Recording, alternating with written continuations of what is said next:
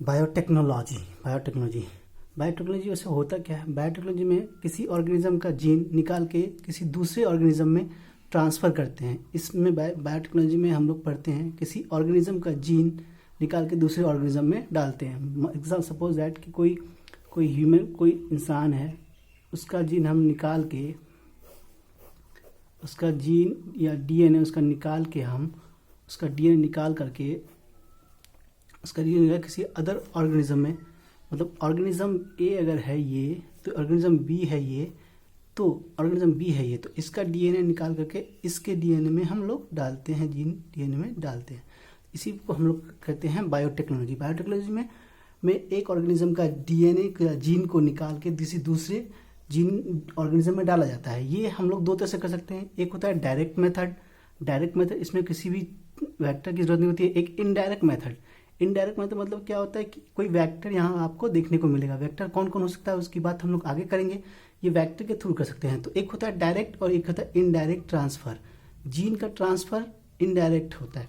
देखो डायरेक्ट और इनडायरेक्ट की बात कर दी हम लोग, मतलब कि एक ऑर्गेनिज्म का जीन को निकाल के किसी दूसरे ऑर्गेनिज्म में डालने को कहते हैं हम लोग। इसी चैप्टर में हम लोग पढ़ते हैं बायोटेक्नोलॉजी। देखो अब बात करेंगे हम लोग कि सबसे पहली बात, किसी भी अब जीन ट्रांसफर करने के लिए हमें सबसे पहले क्या करना होगा कि उसका जीन को निकालना पड़ेगा। और जीन को निकालने के लिए हमें क्या क्या चीज़ों को पहले ब्रेक डाउन करना होगा, उस चीज़ को हम लोग समझेंगे। ठीक है, अगर मान लेते हैं सपोज दैट ये कोई प्लांट सेल है, सपोज दैट कि ये प्लांट सेल है, प्लांट सेल है। तो प्लांट सेल में क्या होगा कि सेल वॉल होगा। ठीक है, सेल वॉल होगा। अगर ये सेल वॉल है, ये क्या है? Cell wall. और सेल के अंदर न्यूक्लियस के अंदर क्या पाया जाता है? डीएनए या जीन पाया जाता है। अब देखो सबसे पहली बात कि अगर हमको इसको निकालना है, ठीक है, इसका जीन निकालना है, तो हमको पहले क्या करना होगा कि इस सेल वॉल को हटाना पड़ेगा। क्या करना होगा? रिमूव सेल वॉल को हटाना पड़ेगा। सेल वॉल को हटाने के लिए हम लोग सेलुलेज एंजाइम का यूज करेंगे। और उस प्लांट सेल में हम लोग सेलुलोज डालेंगे तो क्या होगा कि सेल वॉल डिस्ट्रॉय हो जाएगा। बस बचेगा, क्या बचेगा? सेल मेम्ब्रेन बचेगा और डीएनए बचेगा। ये क्या है? अब ये सेल मेम्ब्रेन है और सेल मेम्ब्रेन है और डीएनए, ये जीन है। ठीक है, ये जीन है। फिर अब जो सेल मेम्ब्रेन है और सब लिपिड है, फिर यहाँ से इसको डिस्ट्रॉय करेंगे, इसको हटाएंगे, फिर अपना यहाँ से हम लोग डीएनए को निकाल लेंगे। तो समझ में आ रहा है कि एक जीन तक हमें पहुंचने के लिए क्या करना होगा? उसके आउटर बाउंड्रीज को तोड़ना पड़ेगा। जैसे प्लांट सेल है तो उसके सेल वॉल को तोड़ने के लिए हमें सेलुलोज देना पड़ेगा। सेलुलोज एंजाइम डालेंगे और वो प्लांट सेल वॉल डिजेनरेट हो जाएगा। फिर हम उसका डीएनए को निकाल करके डिजायरेबल होस्ट में हम लोग उसको ट्रांसफर कर देंगे। ठीक है, तो यही है ट्रांसफर। अब मान लेते हैं कोई फंगल सेल वॉल है, कोई फंगस है। अब फंगस है तो फंगस में सेल वॉल पाया जाता है, प्लांट है सेल वॉल पाया जाएगा, फंगस सेल वॉल पाया जाएगा। तो इसको हटाने के लिए हम लोग क्या देंगे? फंगस काइटिन का मतलब काइटिनेज डालेंगे। क्या डालेंगे? काइटिनेज डालेंगे और इसके डीएनए को काइटिनेज डालेंगे और ये सेल वॉल हट जाएगा। फिर सेल मेम्ब्रेन बचेगा, फिर डीएनए और जीन जो भी बचना होगा, डीएनए जीन बचेगा। ठीक है, उसी तरह बैक्टीरिया, ये क्या है? ये फंजाई है, ये फंगल या फंजाई बोल सकते हैं। और ये बैक्टीरिया, अभी तो बैक्टीरिया है। ये क्या है? आपका बैक्टीरिया में भी क्या होता है कि सेल वॉल होता है। ये सब जानते हैं कि बैक्टीरिया में सेल वॉल होता है। किस चीज़ का बना होता है सेल वॉल? ये सेल वॉल है। सेल वॉल बना होता है तुम्हारा सेल वॉल बना होता है पॉलीसेकेराइड का सेल वॉल होता है। ये पॉलीसेकेराइड का सेल वॉल है। तो इस पॉलीसेकेराइड को सेल वॉल को हम लोग हटाना चाहते हैं। क्यों? क्योंकि हमको डीएनए तो पहुंचना है, डीएनए को निकालना है वहां से और फिर उसको दूसरे ऑर्गेनिज्म में ट्रांसफर करना है। तो उसको ट्रांसफर करने के लिए हमें क्या करना होगा कि सबसे पहले सेल वॉल को हमको खत्म करना होगा, सेल वॉल को हटाना पड़ेगा। तो सेल वॉल को हटाने के लिए बैक्टीरिया में जो एंजाइम का यूज करते हैं वो लाइसोजाइम है। लाइसोजाइम का यूज करेंगे और बैक्टीरियल सेल वॉल डिजेनरेट हो जाएगा। फिर उसके बाद क्या बच जाएगा? अंदर डीएनए बच जाएगा। और ये डीएनए यहाँ से सेपरेट करना इजीली होता है, यहाँ से सेपरेट करेंगे और ये आपका क्या है? ये बैक्टीरिया है। अब अगर एक चीज हम देखें, अगर आपके पास कोई प्लांट सेल है, अगर आपके पास आपके पास अगर कोई एनिमल सेल है, एनिमल सेल है, उसके अंदर क्या पाया जाएगा? आपका डीएनए पाया जाएगा। इसको निकालने के लिए हमको किसी चीज को देने की जरूरत नहीं है, क्योंकि यहाँ पे सेल वॉल प्रेजेंट नहीं है। तो कुछ नहीं देंगे, ऑटोमेटिक यहाँ से आप डीएनए को निकाल सकते हैं। तो ये बात, इतनी बात समझ में आ गई होगी। तो इतनी बात आगे समझ में आ गई है। तो अब हम लोग आगे बात करेंगे कि क्या क्या होता है। तो अब हम लोग थोड़ा बात करेंगे रिस्ट्रिक्टेड इंडो न्यूक्लियस एंजाइम का। रिस्ट्रिक्टेड एंजाइम का बात करेंगे, न्यूक्लियस एंजाइम का मतलब हम लोग न्यूक्लियस की बात करेंगे। देखो न्यूक्लियस की बात करें तो न्यूक्लियस ऑन दो तरह का होता है। न्यूक्लियस होता है, एक होता है डीएनएज, एक होता है आरएनएज। ठीक है, आरएनए डीएनएज। जो डीएनएज जो न्यूक्लियस होता है वो जो डीएनए को कट करता है वो डीएनए, जो आरएनए को करता है वो आरएनए। ठीक है, और अगर बात करें तो ये दो तरह से भी होता है। न्यूक्लियस फर्दर टू टाइप्स भी on the basis of site of cutting या न्यूक्लियस दो तरह का फर्दर देखें अगर हम, तो एक होता है एक्सोन्यूक्लियस, एक होता है एक्सोन्यूक्लियस, एक होता है इंडोन्यूक्लियस। ठीक है, इंडोन्यूक्लियस, एक एक्सोन्यूक्लियस, एक इंडोन्यूक्लियस। एक्सोन्यूक्लियस कहें तो ये डीएनए को काटेगा मान लेते हैं कि सपोज दैट ये कोई डीएनए है, डीएनए डबल स्टैंडर्ड होता है, ये है, तो ये मतलब स्टार्टिंग से काटेगा। सपोज दैट यहां से काट रहा है और सपोज दैट इस वाले पोर्शन काटता है, इस वाले स्टार्टिंग पोर्शन से काटेगा, ये एक्सोन्यूक्लियस। और इंडो जो न्यूक्लियस है वो डीएनए को एक स्पेसिफिक प्लेस से ही काट पाएगा। डीएनए को कट करेगा कहां से? स्पेसिफिक प्लेस से। एक मान लेते जहां पे कट मारा, ये स्पेसिफिक प्लेस पे कट मारेगा। कहां पे कट मारेगा? स्पेसिफिक साइड पे या स्पेसिफिक साइड पे कट मारेगा। ठीक है, स्पेसिफिक साइड पे, जिसको हम लोग क्या बोलते हैं? Palindromic sequence. कहां पे क्या हुआ? पैलिंड्रोमिक सीक्वेंस पे कट मारेगा। ये पैलिंड्रोमिक सीक्वेंस पे कट मारेगा। तो अब सबसे पहली बात कि हम जानेंगे पैलिंड्रोमिक सीक्वेंस क्या होता है। पैलिंड्रोमिक सीक्वेंस क्या होता है ये जानेंगे हम लोग। पैलिंड्रोमिक सीक्वेंस क्या होता है? पैलिंड्रोमिक सीक्वेंस देखिए, सपोज दैट किसी भी चीज को हम 5 to 3 डायरेक्शन में पढ़ें, फिर 3 to 5 to 3 डायरेक्शन में पढ़ें, तो दोनों तरफ से पढ़ने से सेम आ जाए। जैसे कि मान के चलो GAATTC, इसका कॉम्प्लीमेंट्री बेस क्या बन जाएगा? GAATTC। तो अब इधर 5 to 3 डायरेक्शन पढ़ने पे क्या आता है? GATTC। अब 5 से 3 डायरेक्शन में पढ़ेंगे तो क्या आएगा आपके पास? GATTC। इधर से वही पढ़े, इधर से वही पढ़े, तो ऐसे सीक्वेंस को हम लोग बोलते हैं पैलिंड्रोमिक सीक्वेंस। तो एक बात हमें अच्छे से ध्यान रखना है कि जो इंडोन्यूक्लियस होता है वो कहां पे कट करता है डीएनए को? वो स्पेसिफिक साइट यानी पैलिंड्रोमिक साइट पे ही कट मारता है, पैलिंड्रोमिक सीक्वेंस पे ही कट मारता है। पैलिंड्रोमिक का एक एनसीईआरटी में एग्जांपल दिया, मलयालम।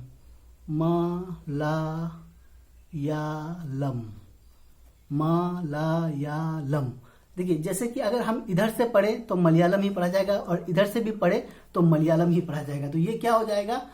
ये है पैलिंड्रोमिक। ठीक है, इसी को पैलिंड्रोमिक कहते हैं। इधर से पढ़िए उधर से पढ़िए, बात बराबर ही आता है। पैलिंड्रोमिक सीक्वेंस बोलते हैं इसको, पैलिंड्रोमिक सीक्वेंस बोलते हैं हम लोग। तो अब अगर हम डिवीजन को पढ़ें, अगर हम लोग रिस्ट्रिक्टेड एंजाइम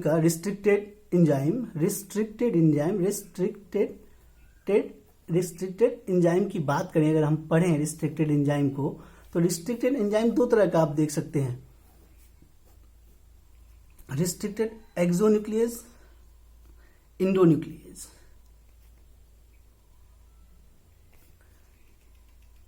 एक्सोन्यूक्लियस एक होता है इंडोन्यूक्लियस।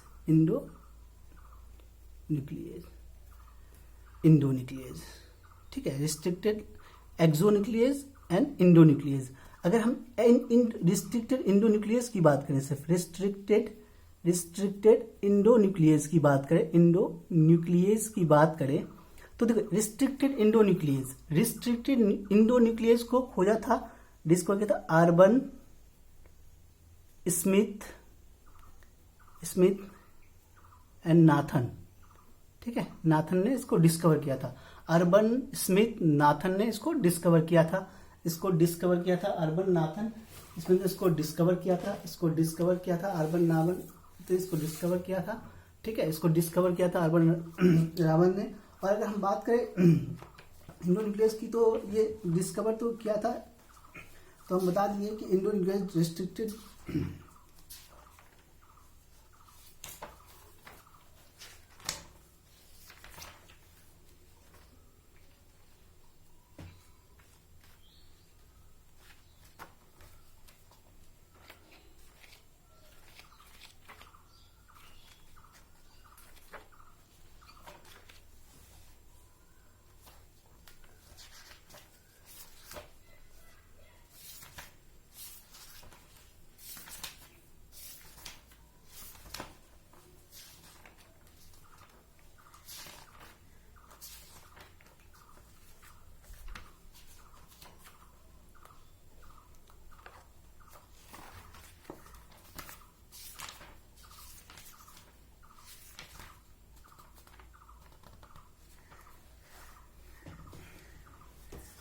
अर्बन नाथन ने किया था, ठीक है, वो तो हम अर्बन स्मिथ एंड नाथन ने किया था।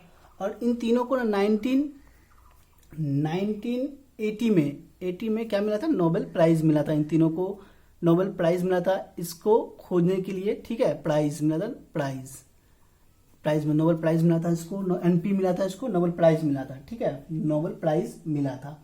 अब देखिए, अब जो रिस्ट्रिक्टेड इंडोन्यूक्लियस है ना, इसको ऑलरेडी हम लोग बोलते हैं केमिकल सीजर भी बोला जाता है, इसी को केमिकल सीजर बोलते हैं, या मॉलिक्यूलर सीजर भी बोला, इसी को बोला जाता है मॉलिक्यूलर सीजर भी बोला जाता है, मॉलिक्यूलर सीजर भी बोला जाता है, सीजर भी बोला जाता है। और ये देखिए, ये जो रिस्ट्रिक्टेड इंडोन्यूक्लियस है वो कहाँ पे कट करता है, मिडिल पार्ट में। कहाँ पे कट करेगा, मिडिल पार्ट में कट करेगा, वो भी कहाँ पे, पैलिंड्रोमिक सीक्वेंस में, या स्पेसिफिक साइट बोल रहे हैं इसको अभी हम लोग, स्पेसिफिक साइट पे कट मारेगा। स्पेसिफिक साइट कहाँ पे, वो पैलिंड्रोमिक सीक्वेंस पे कट मारेगा, ठीक है, कट मारेगा। इतनी सी बात समझ में आ गई होगी। अब रिस्ट्रिक्टेड इंडोन्यूक्लियस दो तरह के होते हैं। रिस्ट्रिक्टेड इंडोन्यूक्लियस कितने तरह के होंगे, रिस्ट्रिक्टेड इंडोन्यूक्लियस जो है वो दो तरह के होंगे। फिर से फर्दर अगर हम बात करें तो दो पार्ट में बांट सकते हैं इसको हम लोग। एक होता है अपने पास स्टिकी इंड, क्या होता है, एक होता है स्टिकी इंड, एक होता है स्टिकी इंड, एक होता है स्टिकी इंड, और एक होता है आपके पास ब्लंट इंड, ठीक है, ब्लंट इंड, एक होता है स्टिकी इंड, एक होता है ब्लंट इंड, ठीक है, एक स्टिकी इंड, एक ब्लंट इंड।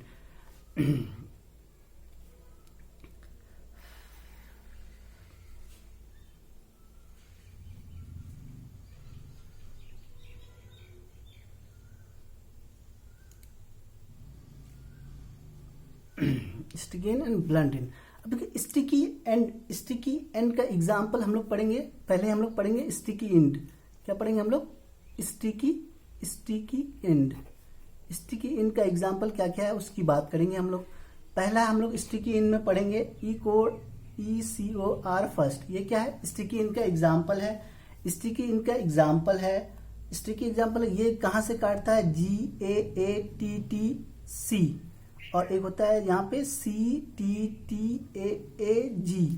या मतलब 5 to 3 direction, 3 to 5 to 3 palindromic sequence में काट रहा है। तो ये कौन सा है, इंडोन्यूक्लियस है। अब देखो कहाँ से कैसे काटेगा, देखो ये कट यहाँ से इसको मारेगा स्टिकी एंड, मतलब साइड से कट मारेगा। कहाँ से कट मारेगा, साइड से कट मारेगा स्टिकी एंड। तो ये चीजें आपको याद रखनी है। दूसरी चीज, अगर दूसरी बात करें अगर हम, तो दूसरी का बैम सेकेंड, क्या बैम सेकेंड भी इसी का एग्जाम्पल है, और बैम सेकंड भी इसी का एग्जाम्पल है। और हिंड थर्ड भी, जो हिंड थर्ड है वो भी किसका एग्जाम्पल होता है, स्टिकी इन का एग्जाम्पल होता है। 3 एग्जाम्पल आपको याद रखना है। VVI है ये सब, VVI, ये पूरा सिस्टम VVI पढ़ रहे हैं हम लोग, ठीक है। अब हम लोग बात करेंगे ब्लंट एंड की, ठीक है, ब्लंट एंड की बात करेंगे। अगर हम लोग ब्लंट एंड को देखें, अगर ब्लंट एंड कैसे काटता है, ब्लंट एंड, देखिए ब्लंट एंड कैसे काटेगा उसकी बात करें। ब्लंट एंड में क्या होगा ना कि मिडिल पोर्शन, जो पैलिंड्रोमिक सीक्वेंस होगा उसका मिडिल पोर्शन से काटेगा। जैसे सपोज दैट ब्लंट एंड। अब देखिए हम बात करें ब्लंट एंड कैसे, जैसे मान लो ये क्या है, C कॉम्प्लीमेंट्री बेस भी बनाएंगे इसका, CG। अगर मान के चलो 5 to 3 डायरेक्शन इधर जा रहे हैं हम लोग, तो अब क्या हो जाएगा, कॉम्प्लीमेंट बेस G का ग्वानिन से साइटोसिन जुड़ेगा, ये साइटोसिन ग्वानिन से, तो इधर 5 डायरेक्शन, इधर 3 डायरेक्शन, इधर कट मारेगा कहाँ से, मिडिल पोर्शन से, यहाँ से कट मारेगा और 2 अलग अलग धारियां बढ़ जाएंगी। तो तो ये क्या है, ब्लंट एंड। ब्लंट एंड मतलब कहाँ से कट मारेगा, जो पैलिंड्रोमिक सीक्वेंस होगा वहां का मिडिल पोर्शन से कट मारेगा, और स्टिकी एंड में साइड से कट मारता है, स्टिकी मतलब इनसे कट मारता है, तो ये ब्लंट एंड। ब्लंट एंड के एग्जाम्पल बहुत इंपॉर्टेंट है जो याद रखने हैं आपको। पहला एग्जाम्पल आपको याद रखना है, SMA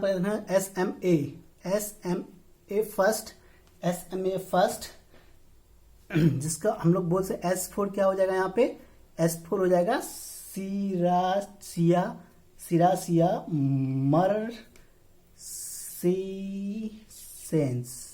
मर्सीसेंस। अब दूसरी बात करें अगर हम लोग तो SCA सेकेंड, S4 क्या हो जाएगा यहाँ पे, स्ट्रेप्टोमाइसिस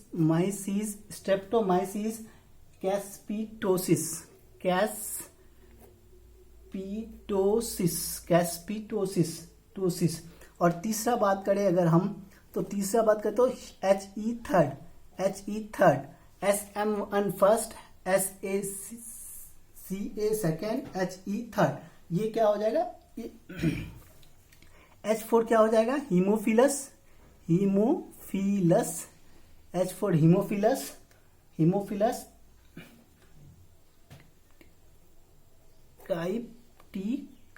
एकाइप्टिकस, हीमोफिलस एकाइप्टिकस, ठीक है, हीमोफिलस एकाइप्टिकस।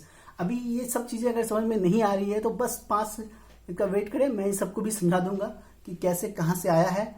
तो इतनी सी बात आपको भी यहाँ तक याद रखनी है, और ये बहुत ही इम्पॉर्टेंट चीजें हैं। और दूसरी बात, अभी समरी अगर देखें, हम इसका समरी देखें, अगर जो चीज हमने पढ़ा है इसकी अगर बात करें तो आपको एक बात चाहिए, अगर आपको डीएनए को कट मारना है तो आपको रिस्ट्रिक्टेड इंडोन्यूक्लियस, मतलब आपको D2 कट मारना है तो रिस्ट्रिक्टेड इंडोन्यूक्लियस लेना पड़ेगा। अगर ज्वाइन करने के लिए आपको कौन सा एंजाइम की जरूरत पड़ेगी, लाइगेज, डीएनए लाइगेज की जरूरत पड़ती है to join the cut portion of DNA. तो हमें किस एंजाइम की जरूरत पड़ेगी, वो है डीएनए लाइगेज।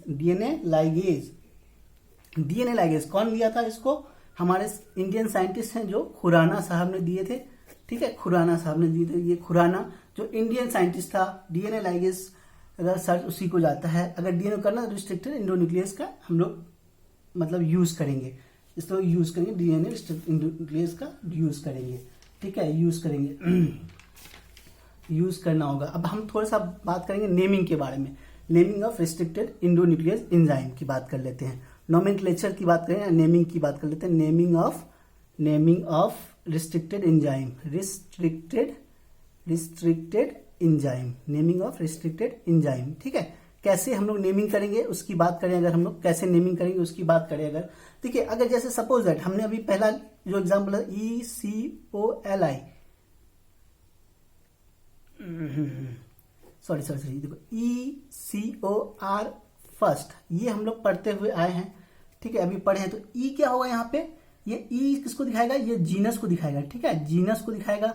और CO ये किसको दिखाएगा, स्पीसीज को दिखाएगा, और ये जो है ना, ये स्ट्रेन शो करता है, क्या करता है, स्ट्रेन करता है। और जो यहाँ पे फर्स्ट है ये टाइप्स है, ठीक है, वो कितना नंबर पे आता है, नंबरिंग दिया जाता है, वो स्ट्रेन को दिखाता है, ठीक है। जैसे सपोज दैट बात करें अगर हम लोग तो ECOR